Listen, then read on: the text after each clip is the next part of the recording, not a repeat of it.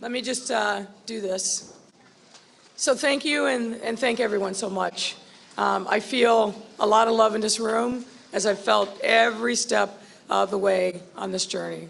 But I will be rooting and praying for our next mayor to deliver for the people of the city for years to come. Looks like mayor and potential model Lori Lightfoot has lost the election to be Chicago's next mayor. It's going to come down to a runoff of two candidates that aren't her. Who are the candidates? Are any of them going to turn around Chicago? We'll look at them, talk about how gorgeous Lori Lightfoot is, and reminisce on what's either the end of an era or the end of an error. And then we'll talk about some of the other news stories. God bless you. Welcome to the show. It's the Dream Rare Podcast. It's the Dream Rare Podcast. Welcome to the show. The way to get the news at the desk or on the road. Let's go. God is great and success in our control. The world is crazy, but we get better from obstacles. Yeah. What's going on, everybody? Thank you for joining today's live episode of the Dream Rare Podcast. Lori Lightfoot will not be returning to Chicago mayor, but it's always important to plan ahead. She probably knew she wasn't going to be there for a while, so she could always get a career in modeling. So it's important to always think of these things just in case. Before we get into the data of how she lost, why she lost, and who won, and if the new mayor is going to really go against crime or not, there's two candidates. One cares about crime. One acts like it doesn't exist. We just have to appreciate the Lori Lightfoot aesthetics real quick because she. Sorry. That's not. Wrong one. Sorry. I do a bunch of different work. That's not it. That was the heat miser from. This is it. That's a vibe. It's just like, like this could be a meme right here. It's like when mommy says you can't have cookies after 8 o'clock, or just. When you're upset, just somebody meme that and turn that into like a viral success. But she just has like a wild look to her. And then they're gonna claim it's like racism. It's like, listen, I love all the women of all races, okay, from Africa to Arkansas, okay. So it's not about race or gender or sexuality. It's just for some reason Lori Lightfoot is just like funny. Her voice is always like cracking, like she just like drank too much or something. She's like partying or something. I don't know. I can't put my finger on why it's so funny. And it's not true. It's not like, oh, it's so racist to make fun of Lori Lightfoot because it's funny. It's like there's a lot of very attractive, quote unquote minority women. Kamala Harris is one. I'm not sure what race she is. She kind of transitions, but just ask Montel Williams and Mayor Willie Brown. They were clearly attracted to her. I'm not that type of person because I'm attracted to Elizabeth Warren, who, if I was really that person, would I be that into, elderly natives? Of course not. So let's not throw out false accusation and let's just stick to the, to the politics of this thing because, she's going to say, oh, it's because I'm a black woman. And it's like, not really, no. My coffee's hot. I apologize. So I looked into it. Lori Lightfoot had to come in first or second in order to make the election, and she came in third. I mean, she got 86,000 votes, and Paul Vallas got 172,000 votes, 2 times as many, and Brandon Johnson got 103,000 votes. So I looked at the two candidates because I'm interested. I don't live in Chicago, but I'm like, is the new mayor going to be somebody who's going to clean up crime or try to fix the city? Or is it going to be somebody further left than Lori Lightfoot? So there's a big difference between the two candidates, and I'm going to tell you. So Paul Vallas, they're both Democrats, by the way. They're not Republicans. I wouldn't say I trust either of them. It's not like I think they're going to, save the world. But the guy who got the most votes, his name is Paul Vallas or Vallas, depending if he is Hispanic or pretending to be Hispanic for votes. He looks pretty white, but who knows? 2 L's, it's Aya. Like, you do yays in Spanish and it's L's in America. It's just, you put the L's. You get it. Anyway, he has 3. I'll just put it up to the screen real quick because I printed it out. He has a plan for Chicago, the guy who got the most votes. It says education, crime, and budget. Under the crime, I'm going to read the crime area. It says, last summer, Paul was brought in by the Fraternal Order of Police to negotiate Chicago Police Department's contract with the city after they operated for 4 years without one. Mayor Vallas will ensure that criminals are held accountable so that the city is safe again. Residents in all neighborhoods will feel safe. Suburbanites and tourists will no longer fear traveling downtown. And on his campaign website, he actually has a place where you can put in a crime, like tell your story of how you dealt with crime in Chicago. So this is a big difference between the other candidate. They're both Democrats. I'm not campaigning for either of them. I'm just doing research. And Paul Vallis is like, crime is a big deal. Suburbanites need to feel safe. You need to feel safe, everyone. Here's the other guy, Brandon Johnson, who looks like he's very far left because he has a bunch of things that he's going to do, and he doesn't seem like crime is on his issues. So here's Brandon Johnson's website. I'm just going to read off it. Here's the issues according to the other candidate of Chicago: affordable housing, arts and culture, city budget and revenue, disability justice, so justice for the disabled, education, environmental justice, gender equity, whatever that means, health and human services, immigration, LGBTQ plus rights, or LGBTQ rights. Oh my gosh, he forgot the plus. What a bigot. Public safety and police reform, reproductive rights, and transportation. So on that guy's website, he doesn't even include crime. He says police reform. Yeah, it's not the criminals. There's no, I mean, I'm all for holding police accountable, but it's just like, it's weird when liberals and libertarians act like, to me, in these bad cities, that like police are the only problem. And it's like, this is my example. Start a bodega. Go to one of the worst cities and worst areas in the country. Start a shop. Open a store. And after 5 months, tell me who's your biggest threat. Is it the people there? Is it, random criminals and gangbangers? Or is it the police? Who's really bothering you and hassling you? People don't want to be honest about it. That's fine. So anyway, I don't endorse. I haven't looked that much into it. If I was in Chicago, I'd obviously vote for Paul Vallis because he talks about crime. And Brandon Johnson acts like it doesn't exist. And I guess he wants to give disabled people more rights or something. That's so nice. But you get what I'm saying. It's just, he seems a little bit out of touch with what most people are dealing with. I love the disabled. Don't get me wrong. It's just like, it's not even on his website about the crime. So hopefully the guy that's not that guy wins. With that being said, we love Lori Lightfoot here. We think that she will have a very, very successful career at MSNBC or CNN or perhaps a modeling agency, ironically or unironically. Nowadays, I can't tell the difference of what's going on. And, Lori Lightfoot is a star. What kind of star? Possibly a comedy star. Some would say at the LGBTQ plus clubs, at the lesbian clubs, some would say she's a sex symbol. It really just depends how you look at it. But here, we just don't like her policy. And she's always got a crackly, cackly voice. I don't know. It sounds like she's partying too hard last night with the you-know-who's. No, I'm just kidding. I don't know who. They're like, who? Who are you talking about? I'm like, I don't know. I'm just trying to make a joke. Please don't cancel me. Thank goodness I don't have anywhere to really get canceled from. But anyway, that's what it is. Lori Lightfoot's out. End of an era in Chicago. Let's see if people can turn that around, and let's see if people in cities actually want something right. I live in California. Gavin Newsom just ended the emergency, and LA County, ended the emergency after 3 years. People in LA still keep voting wrong. They should have voted for Rick Caruso, in my opinion. They didn't. They voted for Bass, and they voted for Gavin Newsom again. So I think other cities and states are more savable than California for whatever reason. Hopefully people wake up here and there could be like a moderate Democrat candidate maybe that could get votes. I don't know, but something needs to change. On that note, I wanted to talk real quick about yesterday's story because I think it's important and I wanted to kind of expound on it. So for those who don't know, the FBI director, Chris Wray, not that I believe him or anything or trust, oh my gosh, it's like now I'm a big fan of Christopher Wray. I don't dislike him. It's not like I want him to come to my house at gunpoint and something. But in general, it's like, I'm a tax-paying citizen. Leave me alone, FBI. But in general, I'm not saying I agree with them. But I think the precedent of what they've done with this lab leak theory is just so important to get to normal people. Not that we're so abnormal, but people that got fooled by this stuff. We need to repeat what really happened. So in 2020, they locked us in our houses. They shut everything down. They printed trillions of dollars. They imploded the economy. They imploded the stock market. Kids got fatter. Domestic abuse cases rose and calls were the whole country went to shit, over a virus, so they say, because they needed to protect our health. So I could talk about that all day. I have talked about it too much, but I want to stick to this point in general. Now, the FBI director, I'm not saying that this is necessarily true. I'm just saying what they're telling you, and this is like the normal stuff now.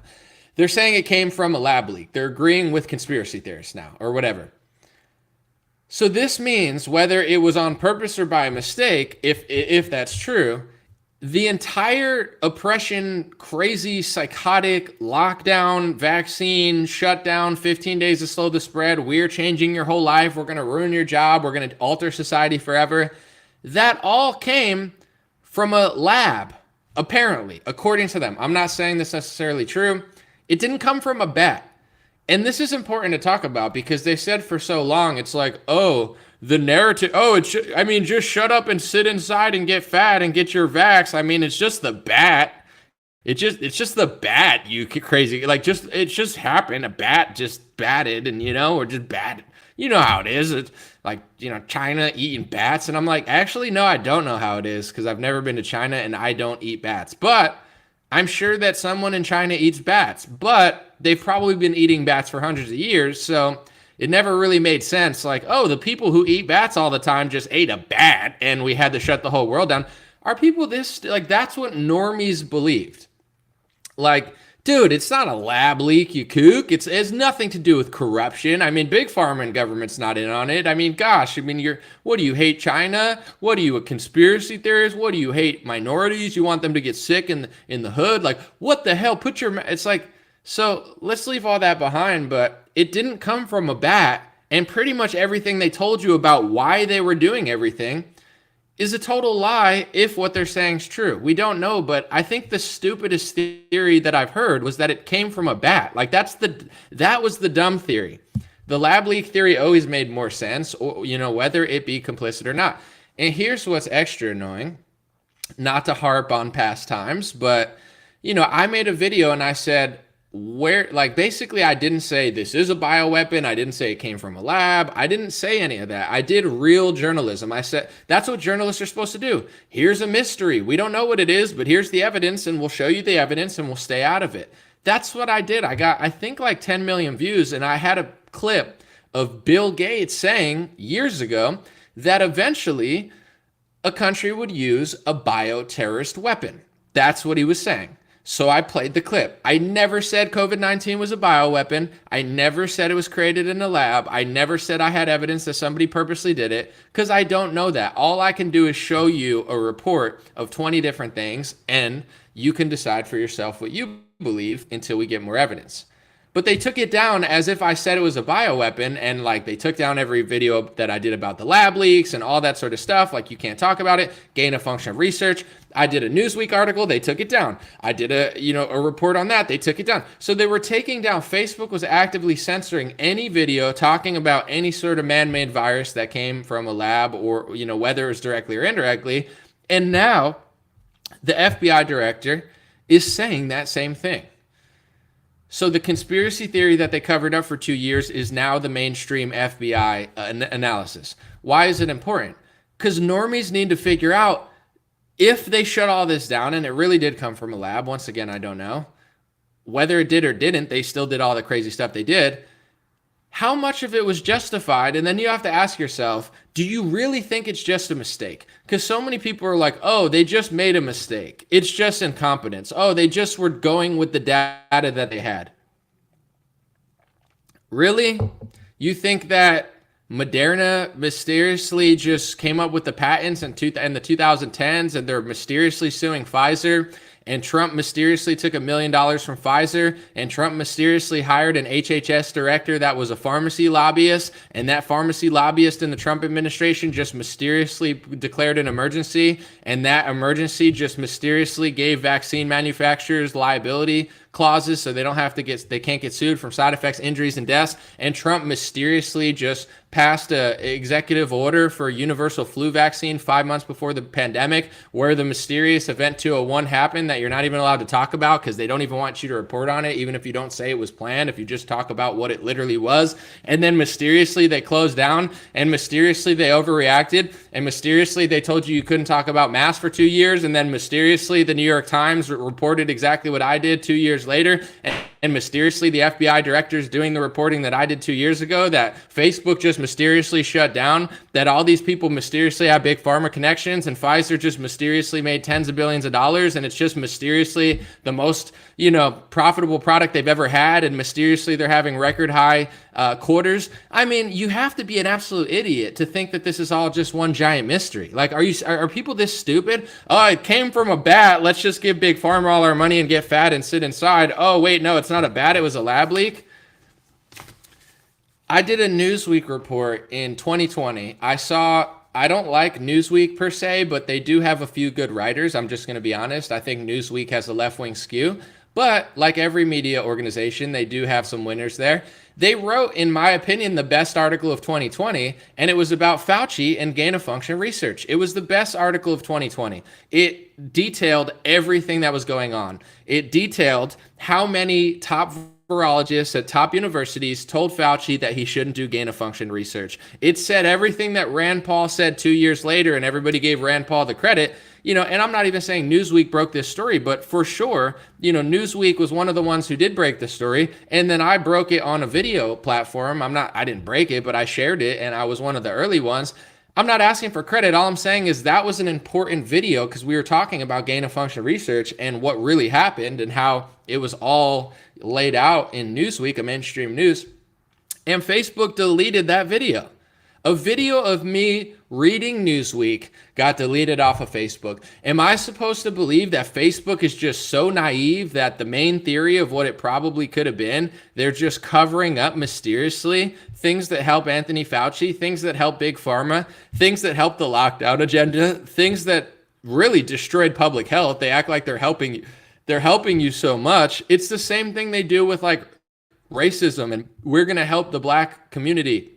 It's like, if you really want to look at, lower income areas where people live and, where they say people are being oppressed the most, crime is hurting them more than it's hurting people in the suburbs. Yeah, it leaks out into the suburbs. Yes, it's annoying. But for the most part, if you look at all of the murders going on in Chicago, they're not going on in the suburbs. They're going on in the hood. They're going on in these areas. And the main victim of these crimes is going to be the people that you claim to help. So all these people that come through and like, oh, we're helping all these neighborhoods, the lower income and the minority and the black neighborhoods. These are the ones destroying these neighborhoods. Things like the BLM riots, they didn't do a damn thing for any lower income neighborhood at all. So it's the same thing that they did with that for public health. That same sort of, oh, we're helping your health. We're the health experts. The left is lying about almost everything. And I'm not saying Republicans are right about everything because they're in on most of it, but it's like, oh, we're helping public health. You're helping public health by making kids fatter. You're helping public health by taking away sports. You're helping public health by taking away gyms and beaches over a freaking virus that you said came from a bat. Now you're saying it came from a lab, but you wouldn't let me say it came from a lab when I was sitting in my house, and you deleted my reports, and everybody was getting less healthy and kids couldn't go to school and a lot of kids lost learning, and then you forced a mask on people's face and psychologically damaged people. And then freaking Mark Zuckerberg goes on Joe Rogan podcast and he's like, we're building the metaverse because we know it's important. Facial expression's more important than vocal expression. If facial expression is more important than vocal expression in the metaverse, what do you think it's happening, Mark Zuckerberg, when you're forcing masks on all the kids and workers, and then you pretty much make it illegal on your website, and YouTube does as well, to say that it's not good for you? I mean, you're like a crazy, psychotic, evil, like slumlord. Like what? You know that facial expressions matter more than vocals in the metaverse, but you don't realize how evil your website was in the cover-up of anybody who disagreed with it? And I don't want to rehash the entire pandemic because Lord knows I could talk about it for 15 hours because I lived it and I know as much as you can know about it, or at least more than most. But the point that I want to make is to the normies and to the people that just went along with everything, they told you this spontaneously just happened from a freaking wet market and it's just nothing we could do about it, while they covered up gain of function research reporting, whether that's what it was or not, as they covered up bioterrorism reporting, whether that's what it was or not. And the best that they could say now in the FBI is that it came from a lab. Well, if that happened, now they're starting to say it might have been purposeful. Even the FBI director was hinting that. So do you get what I'm saying? Does that not make a big difference? Like, oh, this spontaneous pandemic that just randomly happened that changed society forever. If somebody did that purposely or by mistake, that changes everything. And I hope people wake up to why that's important. And I'm going to say this, which most people aren't going to say. In some ways, I think that this is a trap because America wants to go to war with China just like they want to go to war with Russia. I'm not Chinese. I don't work for China. I've never been to China. I do like Chinese people because I like people all over the world. It's like you can't make me hateful. Like, oh, I hate Iranians. I hate Chinese people. I hate Russians. I like Iranians. I like Chinese people. I like Russians. I like the Japanese. Most countries are filled with great people. Don't let the media and politicians make you hate people around the world. You can't make me hate Israelis. You can't make me hate Palestinians. I'll talk about my opinion about speech laws and corruption and statistics and basic math, etc., demographics, but I don't hate people. I know people want me to, and they say I do. I really don't, because I truly believe that there's great people of all types, but I also notice patterns and statistics, and I don't think it's racist to notice crime statistics or who controls the media. But that is a very unpopular opinion, what I just said. So let's move on quickly, right? No, but jokes aside, I don't hate anybody. With that being said, America does want war with China, and I want Republicans to be very cautious, and I'm not saying China's your best friend, just like I'm not saying bin Laden or Saddam Hussein was your best friend, but, and this is a tweet, I forget who did it, but I shared it on Twitter and it's on my Facebook page, so you can give that person credit. I forget the name, or else I'd give credit. He said, if we were against the Afghanistan war, that doesn't mean we were with bin Laden. We were against the Iraq war, that doesn't mean we were with Saddam Hussein. And we're against the Ukraine war, and that doesn't mean we're with Putin. And it just means we're a step ahead. And that's totally true. The same tactics are being done now that they did back then. Oh, you must be a terrorist. You must be Saddam Hussein. Maybe you just know we're going to spend $1 trillion and nothing is going to get better. And it's not our business if the Taliban runs Afghanistan. What do you want them to have more pride flags? You want, Elizabeth Warren to run their country? Like, stay out of it. If they want to do what they're doing, we can police our own here. Anyway, I'm not saying China's your best friend, but America does want war with China. I could see it. I see right through the Zionist, neocon, neoliberal, left-wing, right-wing, false paradigm, military-industrial complex. It's one big club. Whatever you want to call these people, whatever makes you cry less, I see that they all want to fight war with China. George Soros is at odds with China, whether you realize it or not. You could read his op-eds or listen to what he's saying. He sees China as a threat for whatever reason. So does Mike Pompeo. So does Donald Trump. So does Biden, although, people are talking about if he's compromised. I think Biden's compromised 1,000 ways. Which way is he compromised? I don't know how long you got. But in general, the military-industrial complex does want war with China. So now I'm seeing this almost as let's cover this up for 2 years so we can push all this stuff and treat everybody like garbage. And now that they want war with China, now all of a sudden the lab leak theory matters. And now all of a sudden the lab leak theory is China's fault. And now all of a sudden we need to go fight China over it. I do see that kind of angle creeping in. And here's what I'll say about why nothing ever gets done in politics and how we're being deceived. Okay? The Republicans were in on it, and the Democrats were in on it. When it comes to 15 days to slow the spread and the lockdown and Operation Warp Speed and all this corruption and the CARES Act and the trillions of dollars of money printing and the economic implosion and entertaining all of these ideas and funding the masks and funding the vaccines, both parties are complicit. Democrats are slightly worse, obviously, for multiple reasons, but don't kid yourself. Republicans were in on the lockdown 1,000%, and none of this could have happened without the Trump administration and most governors. So don't kid yourself. The Republicans are going to blame Democrats in China, and their support base is going to believe it. Democrats are going to blame Putin, and their supporters are going to believe it. China's going to blame us, and the Chinese people are going to believe it. But I'm here to say, They're all in on it. So if the FBI director and Donald Trump and Mike Pompeo and George Soros and Joe Biden, now they start saying, oh, China did the pandemic, it wasn't us, so China did it. It's just like, well, who else was working in that lab? Was America working in that lab also? Did we fund that lab? Did we fund gain of research at that lab? These are questions they're not going to ask, because this is how politics works. Republicans get in office. We're fighting the Democrats. They do nothing. Democrats get in office. We're fighting Republicans. It's all a big loop. They're both working for the same people. But it never changes, because people just bling, bling, bling, bling, bling, bling. Oh, it's going to be different with Obama. It's going to be different with Trump. It's going to be different with Biden. No, it's not. And it's the same thing with this China thing. I'm not saying China's innocent. They're guilty. They're guilty of locking down their citizens. They're guilty of being psychopaths. They're guilty of mistreating their people over a quote unquote virus. But so is America, and so are Republicans and Democrats. And now they're going to try to scapegoat the whole thing on China because they want to fight China. And I'm not defending China. I'm just saying, it's like, what was up with that? Was it North Carolina or South Carolina? What was up with that scientist that got arrested? What was up with that like the biolabs that don't exist all over the place? Like, we're just totally innocent. We had no part in any of that. Come on. That's the game. So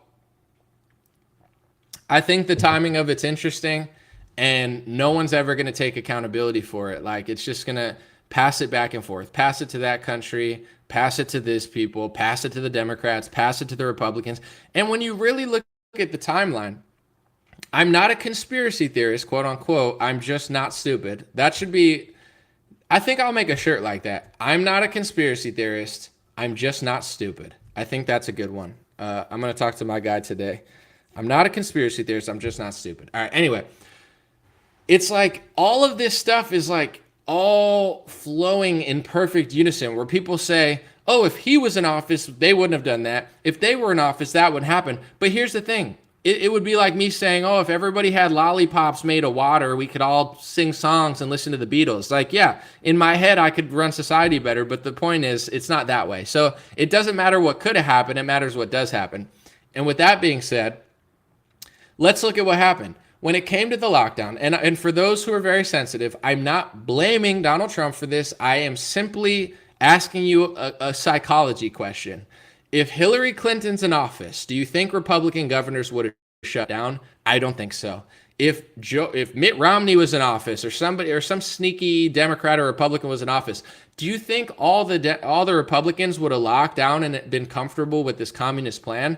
Absolutely not. Would I have been as comfortable as I was? I wasn't comfortable with it, but I was more comfortable than I would have been with Hillary. I'm not going to lie. I thought because Donald Trump wasn't that bad, that maybe this was something I didn't understand for the first couple of days. And then after a few days, I read the data and I realized we were being scammed. However, if Hillary was in office, I don't believe that Republican citizens, Republican voters, and Republican governors would have locked down as much. So Trump was the perfect candidate to make the patriots, the conservatives, the people who like the First and Second Amendment, people who love libertarianism and freedom. Trump was the perfect guy to get everybody to feel comfortable with a lockdown and do 15 days to slow the spread. I know for a fact if Hillary Clinton rolled out 15 days to slow the spread, I would have been like, this is a trap, this is a lie, we're getting scammed. But when Trump rolls out 15 days to slow the spread, a lot of freedom people are like, well, it's Trump, so he's the perfect president. He's the perfect person there to get everybody okay with the slippery slope of communist lockdowns, right? And then, he funds Operation Warp Speed. He does all this stuff for farm. Sorry, I don't know why it kicked me off my own stream, but it's okay. Gives Pharma a bunch of money, et cetera, et cetera, et cetera, et cetera. And then right as the product's rolling out, you have to understand there's going to be a federal mandate battle. I think Democrats are going to try to mandate it on a state level. It would have been a corporate to federal battle. But as Donald Trump, like if Big Pharma rolling out the COVID vaccines, it was like, step 25 was the mandates and step 1 through 24 was getting it all ready. Trump did step 1 through 24 for Big Pharma. He gave the money to the lobbyists. He took lobbying money. He put a lobbyist at the top position. He let them declare an emergency. He gave Pfizer, Moderna, Johnson & Johnson power. He brought the product. He bragged about it.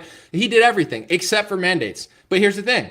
When the product rolled out, all of a sudden Joe Biden's in office. It's like a game. You get what I'm saying? It's like Trump's the perfect guy to lock everyone in their house. And then just as soon as he's going to stop the mandates, usher him out like it's a show, get off stage. It's the new guy's turn because he's the one that needs to do this. He's the one who's going to start a war with Ukraine. Well, people say Trump would have stopped a war with Ukraine. I think so, but the thing is, his character, his script was only 4 years. So it's like, he's going to stop the war. He would have stopped the war, but I would have stopped the war if I was president, but I'm not president. Joe Biden became president. He did the mandates. He did the war. It's like a game they're playing. Like Hillary Clinton wouldn't have been good to do lockdowns.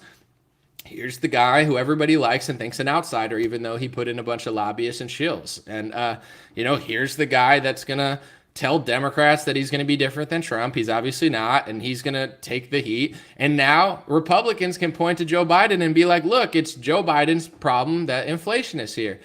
Everywhere in the world has inflation. Doesn't matter if they're left wing or right wing. It's because they printed all the money and they locked the country down. Joe Biden printing more money just pours gasoline on the fire. But if Donald Trump would have won the office and all Republicans would have won, it still would have been inflation. Here's the little secret. But you hand the baton to Biden. He'll do the mandates. He'll do that. And then you could play this game of like, oh, look, Trump's doing such a bad job with COVID. Now they're in. Oh, he's orange man bad. And then they get in. Oh, the vaccine's bad. It's good. They play this little flip-flop game. And then Joe Biden gets in it and Republicans go, woof, now we could blame Joe Biden for all the inflation that we helped bring here. And people think it's crazy because they watch Fox News too much or something. They're like, what do you mean, anomaly? It's only Democrats.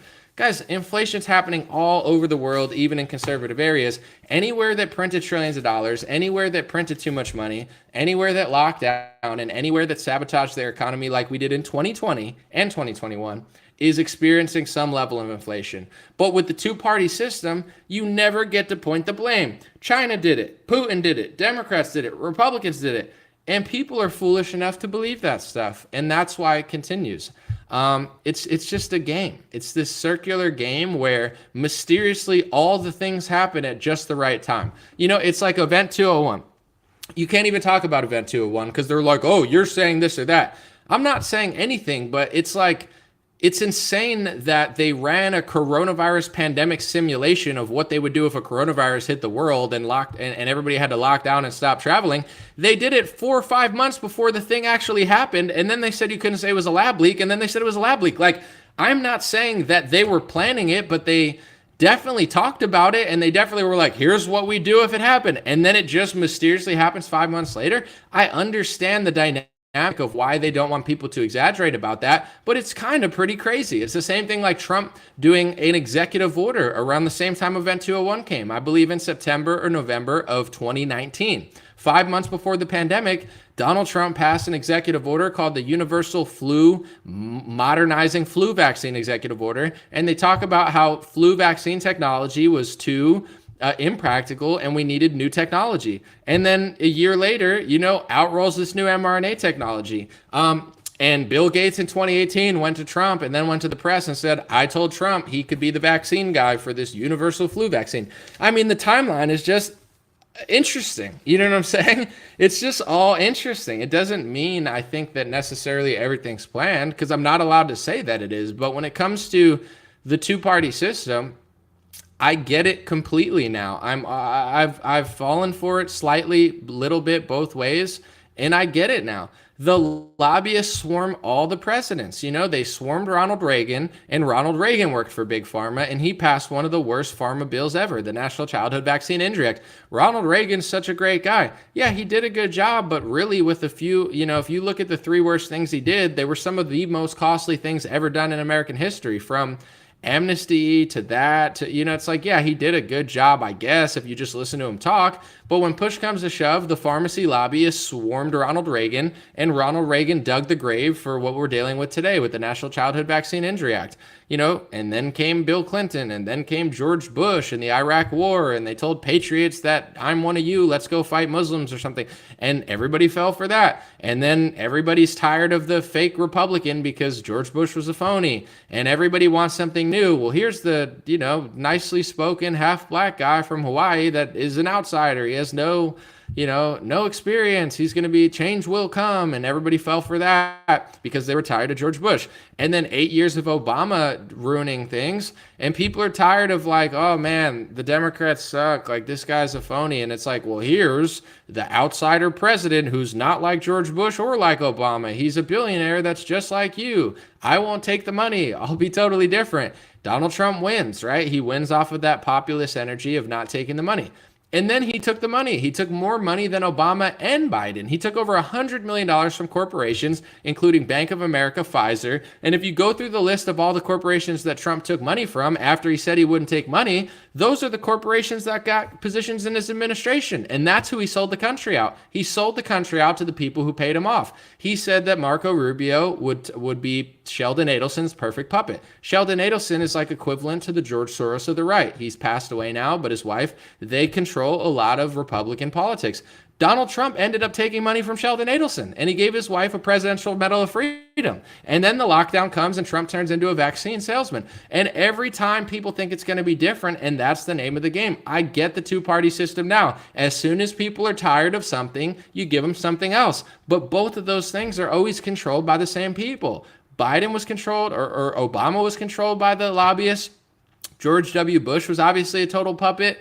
And Donald Trump ran on the position of, I won't be controlled by them and I won't take their money. But he did take their money, but he brainwashed Republicans as hard as, left-wingers get brainwashed by CNN. So now you have this little fake game going on where he's calling out DeSantis for the things that he's doing, even though he's controlled by the same people that DeSantis is controlled by. And everybody's going to fight, but nobody's going to get everywhere because people aren't getting to the gist of it. The lobbyists and the rich donors control both parties, including Trump. And they're now paying DeSantis. So DeSantis will probably end up just like Trump. But what I just said is what you're not going to hear from 99.99% of news stations. You're not going to hear it on Newsmax because they don't want to talk about it. You're not going to hear it on One American News because they're not going to talk about it. You're not going to hear it on Fox News because they don't want to talk. You're not going to hear that anywhere. Somebody said to me on Twitter today, Anomaly, do you ever think of working for One American News? You'd make a good anchor.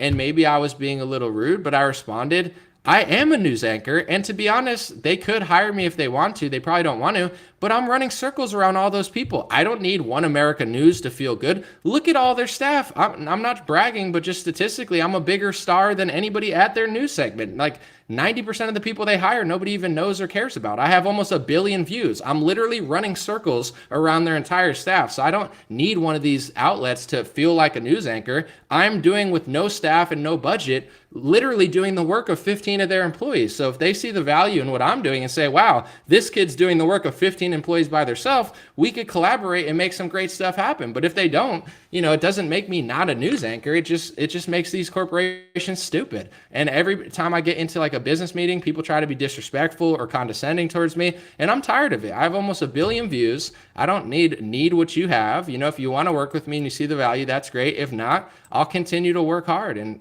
get the information out there. But, part of the reason at these networks that they don't want to talk about this is because it's just like a little club. It's like, here's the club where we just talk about Democrats. Here's the club where we just talk about normal stuff. But why won't they report on the fact that Trump took all this donor money? Because they don't want to lose their support of Trump supporters. So it doesn't matter what they say anymore because now it's just a fake little circus. I don't say the stuff because I hate the guy. This is just how politics works.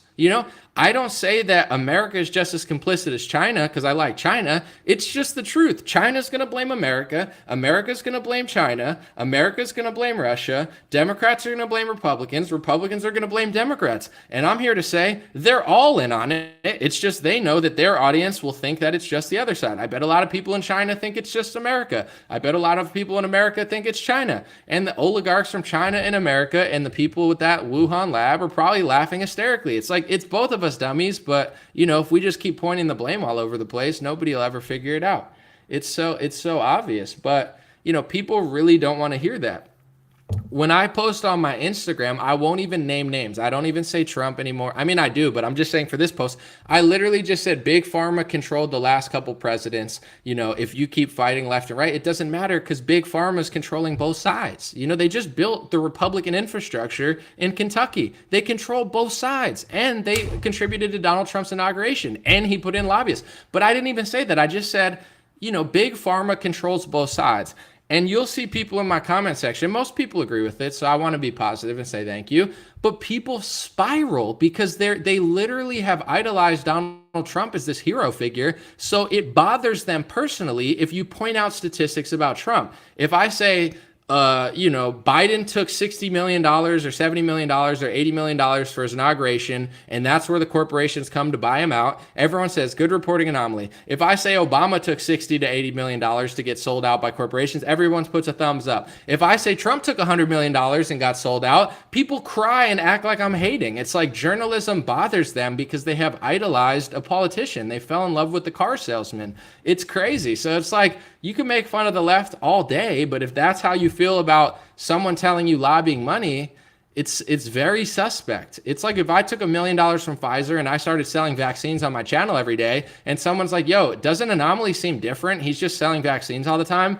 And I have proof that he got, it's like transparent proof on the internet, like he got $1 million from Pfizer. Shouldn't you be like, oh yeah, Anomaly is compromised, he took the money, or be like, no, I like Anomaly just because I like him and I think he's selling vaccines to save the world from lockdowns. Like, it's literal mental illness. The biggest theory that is a lie repeated over and over, this is what propagandists do. They just lie and get 100 people to lie. Jimmy Kimmel, Jimmy Fallon, Trevor Noah. They all lie in unison, so the normies think, well, that must be true. People do that on the fake truther side too.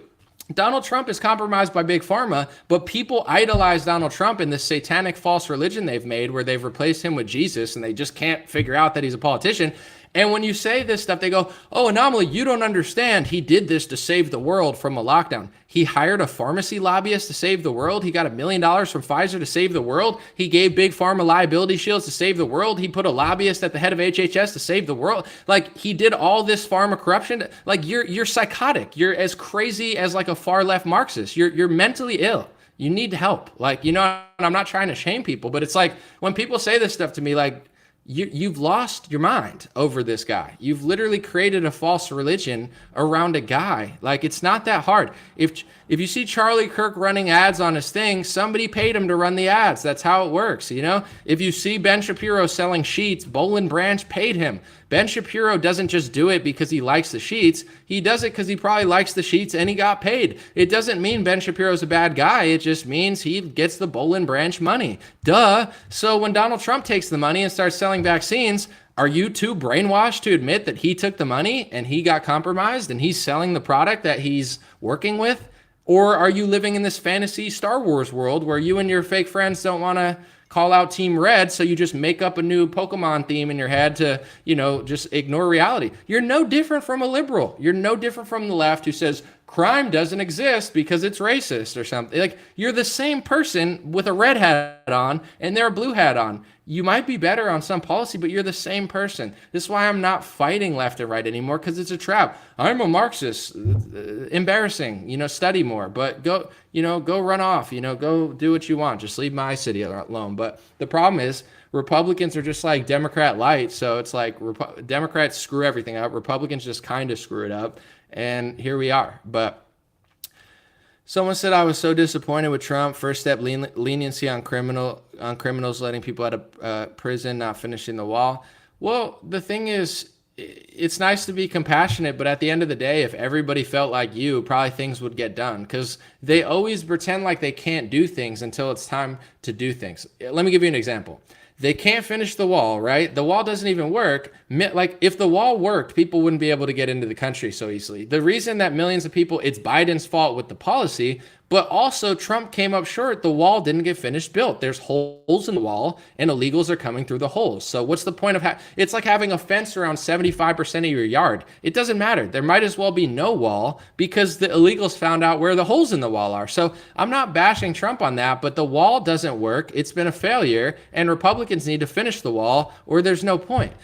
With that story short, they can't do it because they're afraid of the legality of it. But then they're not afraid of locking down the country. They're not afraid of 15 days to slow the spread. He's not afraid of the CARES Act. He's not afraid of printing Trump, universal basic income, commie Trump checks. He's not afraid of giving Operation Warp Speed, government socialist money. He's not afraid of buying 100 million Pfizer doses. He's not afraid with giving the CDC executive power to strong-arm landlords. It's funny how Republicans can go Karl Marx over Big Pharma, but when it comes to building building the wall, all of a sudden they're constitutionalists. It's like they're such liars. They flex their executive power for their friends and for the lobbyists. Donald Trump passed multiple executive orders for big pharma, but when it comes to finishing the wall, all of a sudden the Republicans can't do it anymore, and they have holes in the wall, so it doesn't even work. It's just the truth, people. And one thing that you're never going to see the same again, if you're honest with yourself, I mean, I don't care, but in general, it's like a leader and a man and a conservative doesn't play the victim. People tell minorities all the time in the Republican world, don't play the victim, pull yourself up by your bootstraps. No matter the hand you were dealt, you have to rise above and take accountability for everything. If you're a business leader and you hire 95% bad people, you have to take accountability for the people you hired. It's not everyone else's fault. It's your company. You hired the people. You take accountability. Donald Trump, if you see it, he's the biggest victim in the world. He does everything and nothing's his fault. He hires 95% bad people and lobbyists and sellouts and neocons and rhinos and a bunch of deep state shills. He hires them at almost every position in his cabinet, but it's not his fault because he brainwashed his base into thinking he's the victim. He helps usher in the new normal, but it's not his fault he lost the election. He only helped usher it in. Fauci, it's not his fault. Even, Don Jr. is posting propaganda memes on Instagram being like, oh, it's the Fauci vaccine, it's the Fauci vaccine. Sorry, Don Jr., your father says he's the father of the vaccine, and he constantly tells Republican News that he did the vaccine. He tells them, it's not Fauci, I did it. I'm the one who pushed it. He said that 100 times. Yet Don Jr. wants to act like it's just Fauci's vaccine when his father's all over media bragging about the vaccine. Peter Navarro called out Fauci. Donald Trump told him to shut up, but it's not his fault. The election's not his fault. The lockdown's not his fault. His campaign's not his fault. The fact that he couldn't build the wall isn't his fault. Donald Trump is the ultimate victim. He's a horrible leader. He's like a circus clown. He does everything. Nothing's his fault. He doesn't take accountability for anything. He just looks for people around him to throw in the fire pit. Oh, Patriots, show up to the Capitol so you can get arrested by the feds. Oh, Steve Bannon, you're crying like a little baby. Oh, General Flynn, screw you. Oh, Roger Stone, you're fired. Like, even the most loyal people near him don't last because Trump doesn't take accountability. He hired horrible people. Steve Bannon's one of the only loyal people in his cabinet, and Trump treated him like a garbage can when he threw him out. He's like, Steve Bannon's crying like a little baby, asking me for the job back. I'm not like the biggest fan of Steve Bannon, but he's very loyal, and he's not stupid. So it's like, you throw Steve Bannon to the curb, make fun of him, yet you let Mitch McConnell's wife run the Secretary of Transportation for 4 years. The Pete Buttigieg of Trump's administration was Mitch McConnell's wife. Alex Azar didn't get thrown out of his administration, the pharmacy lobbyist that he put at the head of pharma. So it's like Trump has brainwashed his supporters into thinking he's a victim. He's always a victim. Everything that happens is a victim. Hire someone bad, victim. He makes a mistake, he's a victim. He does the wrong thing, he's a victim. He sells vaccines, he's just too stupid to know what he's doing. He's a victim. Even though he knew it before he got into office, he just got dumber. He's stupid. He's a victim. It's so annoying. It's like, dude, the right has been bamboozled. We've been talking about it for a year and a half, but all these things that were once so fringe and controversial are all getting so transparent to people. But the people that spiral are the people that have created this like false religion around a politician. It's like a fact about what they're not doing is now considered like, shocking. Like, it's like journalism's like, whoa, like, no, I got to think of a theory to make the victim out of that. It's like, it's very bizarre. Someone said he is a victim of Netanyahu. I mean, nobody's a victim in this world. We have to stay to our own narrative. If you rise to a big thing, like it's not, you got to take accountability for people you hire. You got to take accountability for not finishing certain things.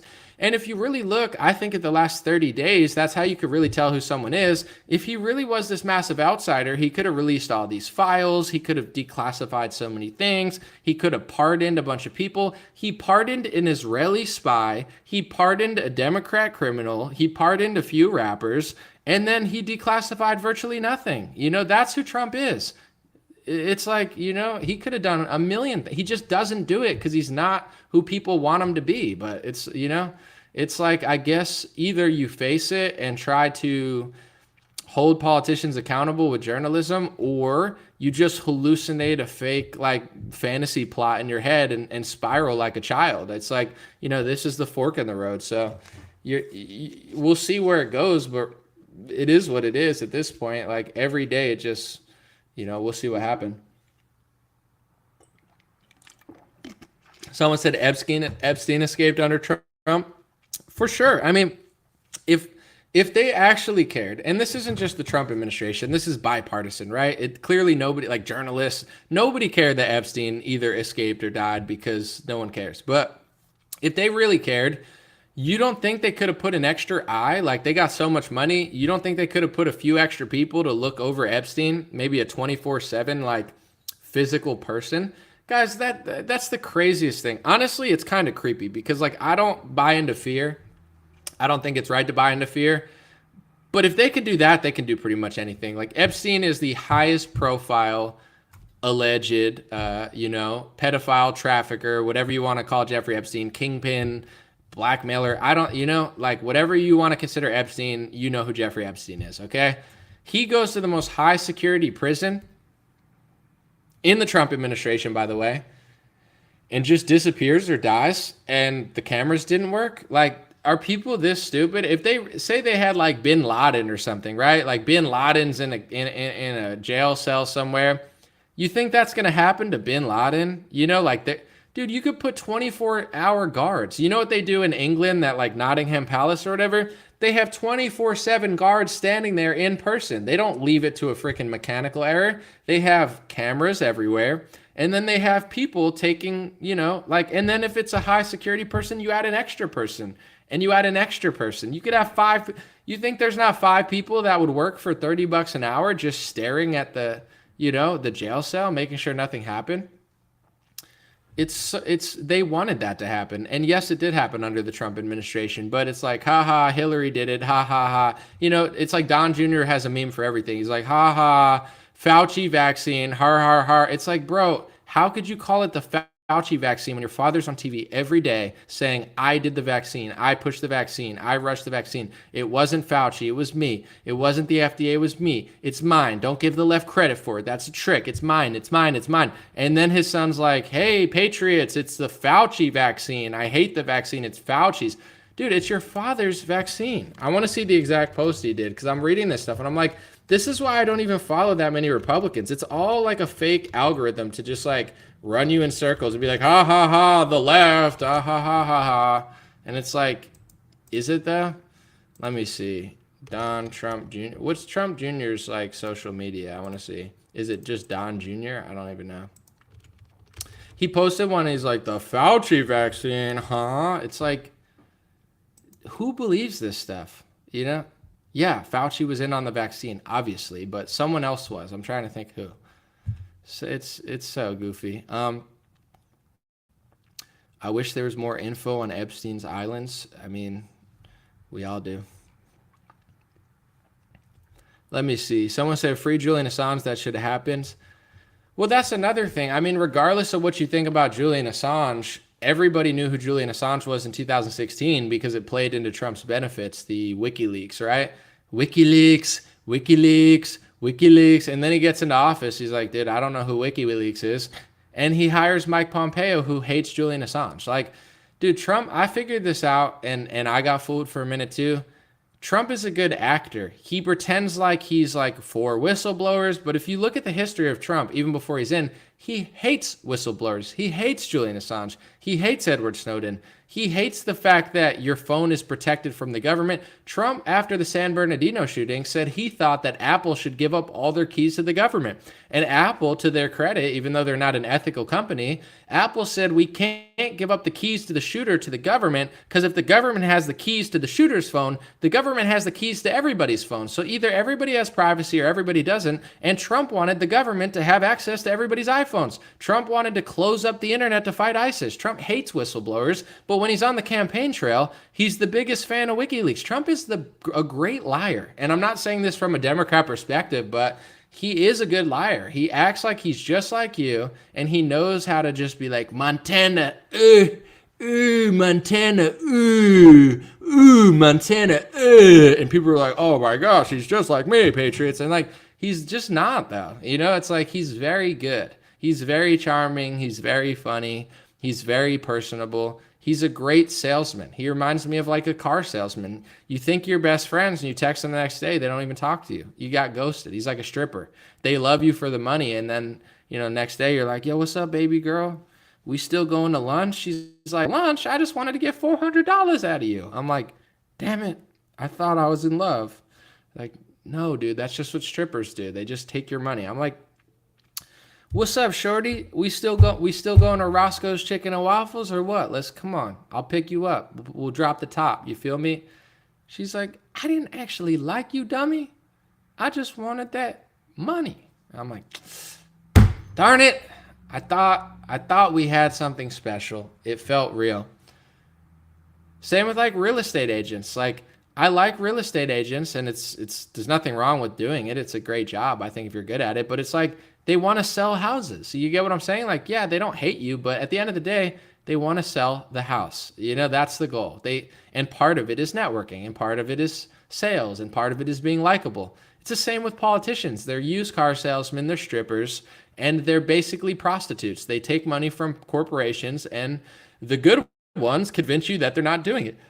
People like Mitt Romney are so sloppy that everybody knows that, yet he still won somehow.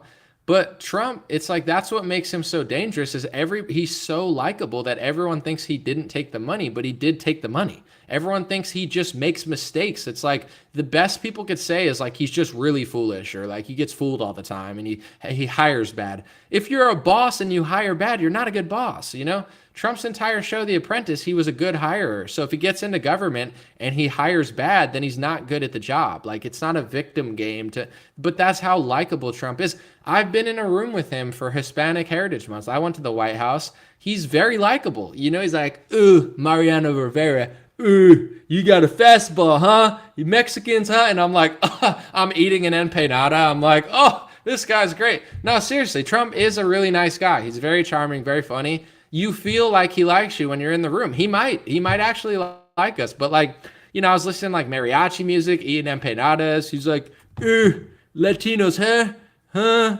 And we're like, fuck yeah. We're like, yeah, man. Eating freaking Cuban food. We're like, yeah, this guy's just like us. But he is a nice guy. I'm not knocking him as a person. He's a nice guy. He is a nice person. I think compared to other rich people, Trump is a nice guy. But as far as a politician, he also is a politician, Empanadas are good, for sure, The science is settled.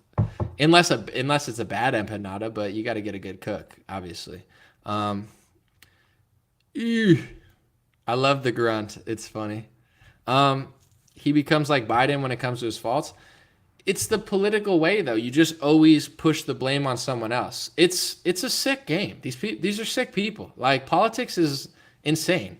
You look at AOC when she talks, and she's like shaking. Like, I don't even think she's pretty because she's so psychotic. Like, if she could just sit there and be like, yeah, I like socialism. I'd be like, oh, she's kind of cute, but she's kind of psych. Like, if she could just chill out, I would say that she's attractive because she's not ugly aesthetically.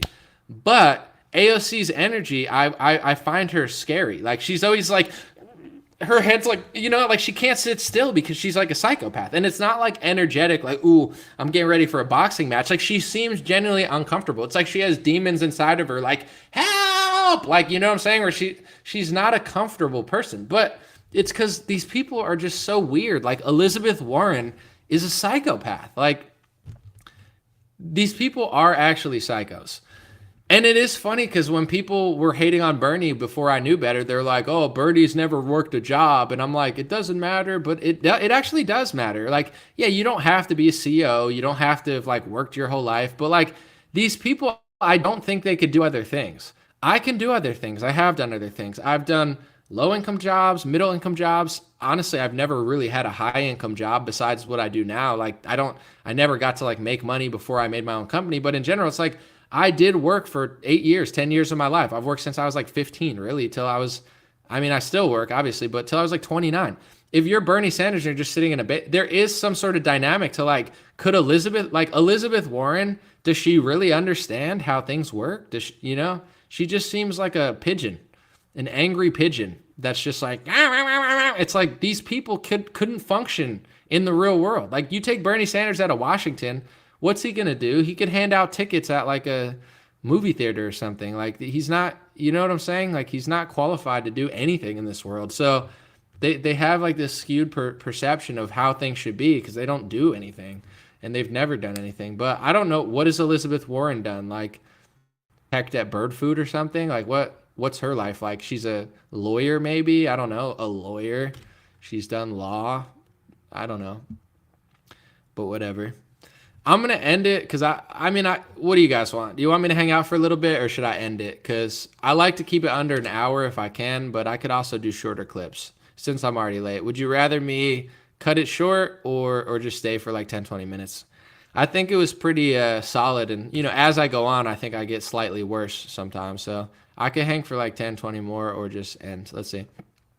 Let's chat, stay. All right, I'll stay. And, for YouTube, I'll do a little incentive. If you super chat, I'll read the super chat. Unless it's like super psychotic and you're going to get me in trouble, then I probably won't, but whatever. All right, I'll hang out. That's fine. Thank you guys for supporting while I'm reading comments and stuff. Thank you for watching. Thanks to everybody supporting on Telegram. I have that. My email list, all that stuff's really crucial. Instagram, Facebook, YouTube, Rumble, BitChute. Thank you. I met a guy recently. I was in Florida for a little while. And a guy, he was driving like a big truck. I think he told me he was delivering bread to a bunch of restaurants. Like that was his business.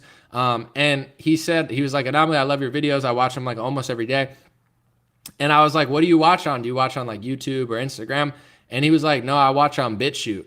And I'm like, that's awesome. I post all my videos on BitChute. I have 2 million views there, but that's an alternate platform run by people who are not evil and psychotic. And it was just cool to meet somebody that like didn't know me from YouTube or Facebook. They're like, I just know you from BitChute. I was like, no, that's dope. I don't know. You don't hear that as much. Someone said, Anomaly, you're one of the only people I follow that's not an NPC. It is true. People are very like non-playable, like even in the influencer world, it's like they're so easy to like trick. It's just like one track minded. You know what I'm saying? Like it's like a cow with a laser point. It's like, okay, go there. And you're like, and I'm like, oh my gosh, but it is what it is. Everybody serves a purpose, but there's winners and there's losers. Okay. Someone said I have a friend in Florida. I'm sure. Am I familiar with dark journalist YouTube? No, it sounds very like shadowy though and mysterious. Yeah, the 5 environmental scientists killed in a plane crash out of the airport, the Clinton airport. It's insane. I mean, that story's insane. And the guy who like hung himself and got shot. I read those. I didn't get a chance to cover it because I was like away. And I feel like it's too late now. It's not really too late, but you get what I'm saying. I read that. At best a coincidence, at worst full-blown psychotic. I don't know what to say. Someone said when Trump and Ivanka pushed the shot, I was like, yikes. I mean, Ivanka and Jared are interesting, I'm not going to say they're terrible or anything. I mean, they're a cute couple. I'm sure they're nice, but like, the whole Ivanka and Jared, I mean, Jared's Jared, he definitely got to run all over Trump in those 4 years. What he was doing, you could figure it out or think for yourself. I don't feel like. Can I explain what Trudeau's doing? I gotta look into it because my Canadian friends are telling me like that Trudeau's up to no good and he's doing some sort of health pass or I don't know. Unfortunately, I kind of tune out Canada politics unless something huge happens, but I will look into it because I'm also looking into. I'm gonna do a story I think on.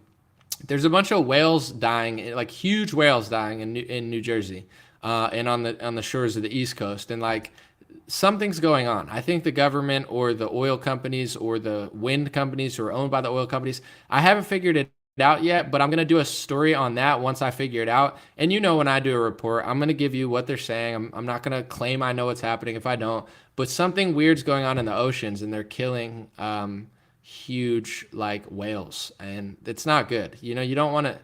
I believe like I'm a very spiritual person. I'm Christian. I believe in God. I'm not just like a spirit animal. I'm not two spirited, non-binary, but I do believe in like I believe that God made the earth, and I believe that although some creatures are scary and sometimes you have to like kill ants and stuff in your house, like I'm not telling you that oh, every animal's great. Like, you might have to kill a bug in your house. I get it.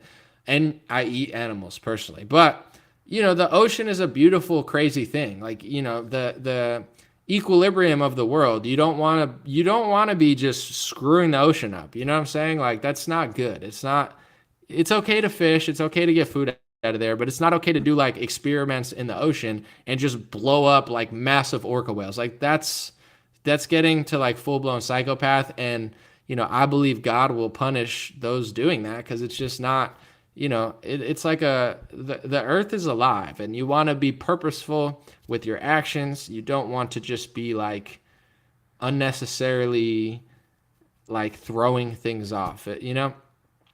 It's like with drilling, etc. It's like, it's okay to drill for oil, but if you keep spilling it all over the ocean and in towns, it's not good. We got to really be purposeful with our movements in the world. I'm very like hippie like that, so I don't like the fact that they're killing whales. That's not good. Whales are huge, and if it's like a hunt or a purposeful sort of thing for a reason, I'm okay. But not doing experiments in the ocean, that sounds like a bad idea, in my opinion. But what do I know? The ocean is crazy. The deep ocean is like the craziest thing. I love going on cruises and just like looking at the ocean. It's just like, what in the world is going on here? Someone said reparations for Willie. I don't know who Willie is, but I definitely deserve reparations for... NPR owes me reparations for writing a stupid article about me. Both parties owe me reparations for the lockdowns. BlackRock owes me reparations just because they have the money. I'm owed about a couple $1 trillion just personally. Maybe I'm biased, but I think we could solve racism. Hear me out, okay? This is how we could solve racism. White people, don't complain. Black people, don't complain. Asians, Indians, everybody just stop talking for a second. Let the government give me personally $10 trillion, and then let's just see how it works, okay? Instead of like, I deserve reparations because my ancestors... No. Stop. Just stop. But why do you deserve reparations? My parents are from Europe. Everybody just stop.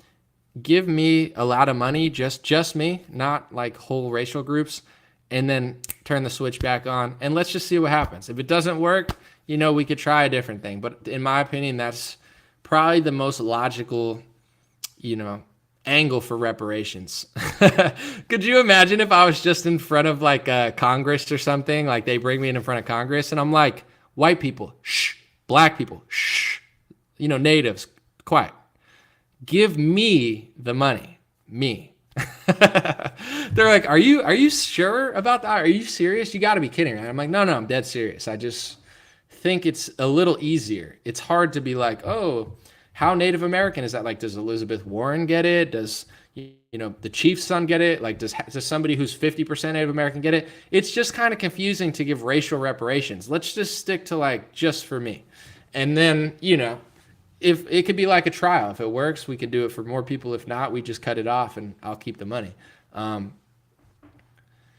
In my opinion, a joke like that is better than actually caring, because people are like arguing about reparations. Like, I don't think it's going to work. It's not going to work. You could give people all the money. Like, it's got to be strategic. It's got to be cultural. Like, I have a reality show, and people got mad when I say this. I got like attacked by like libertarian Twitter, like I care. But in general, I said, here's a reality show.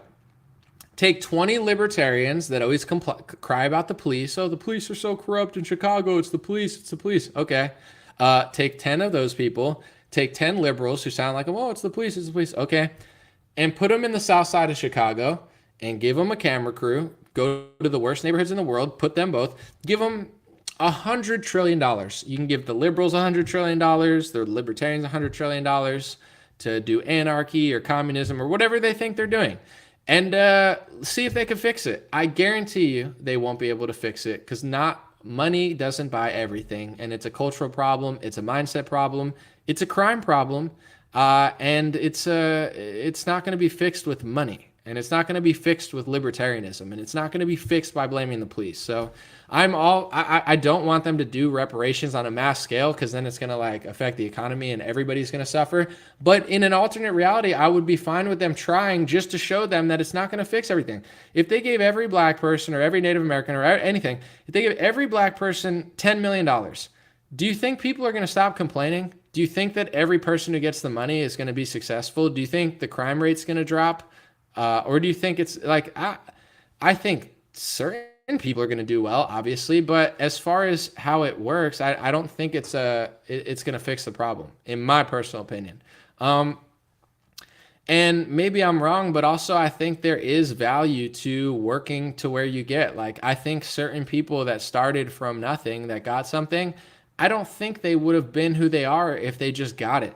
Like Francis Ngannou, I believe he's from, I want to say Nigeria, but somewhere in Africa. You know, you hear his story, it's a crazy story, and it's sad, and most people don't make it out. I'm not justifying it, but it's like he became one of the better MMA fighters before he left the UFC. Would he be the same person? Would he be would he have the same mindset? Would he be as grateful? You get what I'm saying? Sometimes, like, your personal path, I think it's almost like disrespectful to God to be like, oh, I want this, I want that. Like, I wish I had different parents. I wish I had more money. It's disrespectful, not just to your family, but to God.